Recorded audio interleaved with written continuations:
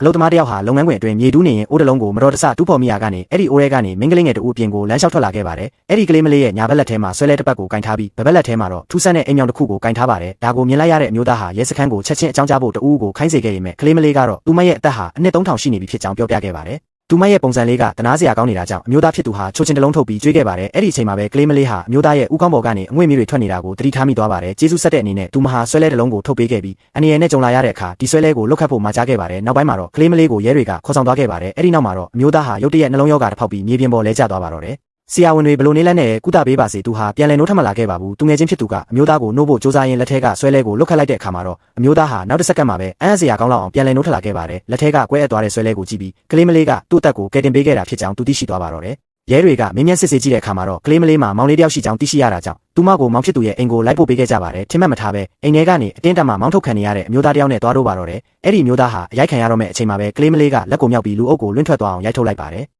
တကယ်တော့အဲ့ဒီမျိုးသားဟာကလေးမလေးရဲ့မြေတော်ဆက်သူဖြစ်နေပါတယ်။ဒါပေမဲ့အမျိုးသားကတော့ဒီကလေးမလေးဟာသူ့ရဲ့အဖွားဖြစ်တယ်ဆိုတာကိုမယုံကြည်ခဲ့ပါဘူး။ဒါကြောင့်ကလေးမလေးကကြောက်စိမ့်ဆွဲတီးတစ်ခုကိုထုတ်ပြလိုက်ပါတယ်။အမျိုးသားကလည်းအဲ့ဒီဆွဲတီးကိုကြည့်ပြီးမနေ့ကပဲသူ့ဘိုးကပေးခဲ့တဲ့ကြောက်စိမ့်ဆွဲတီးကိုထုတ်ပြလိုက်တဲ့အခါမှာတော့ဆွဲတီးနှစ်ခုဟာအံ့စရာကောင်းလောက်အောင်တစ်ခုတည်းဖြစ်ပေါင်းစည်းသွားပါတော့တယ်။အဲ့ဒီတော့မှသာအမျိုးသားဟာကလေးမလေးကိုသူ့ရဲ့အဖွားဖြစ်ယုံကြည်သွားခဲ့ပါတယ်။အဲ့ဒီအချိန်မှာပဲကလေးမလေးဟာအမျိုးသားရဲ့အိမ်မှာကျင်းစာတိုက်ခံထားရတာကိုသိသွားခဲ့ပြီးသူမကိုအိမ်ထဲခေါ်သွားဖို့ခိုင်းစေခဲ့ပါတယ်။နောက်ဆုံးမှာတော့ကလေးမလေးဟာအဘိုးရဲ့အခန်းထဲကိုရောက်ရှိသွားပြီးအခန်းနဲ့ပြန့်လွင့်နေတဲ့အငွေ့မီးတွေကိုမြင်တွေ့ခဲ့ရပါတယ်။အဲ့ဒီအချိန်မှာအဘိုးဟာပြင်းထန်တဲ့ဖျားနာမှုကြောင့်တတိမြင့်မျောနေခဲ့ပါတယ်။ကလေးမလေးဟာမကောင်းဆိုးဝါးအလုံးကိုတိုက်ထုတ်ပြီးအခန်းထဲကကျင်းစာအလုံးကိုဖယ်ရှားပေးခဲ့ပါတယ်။အနှစ်30တိုင်တိုင်တတိမြင့်မျောနေခဲ့တဲ့အဘိုးဟာလည်းနောက်ဆုံးမှာတော့ပြန်လည်နိုးထလာခဲ့ပါတော့တယ်။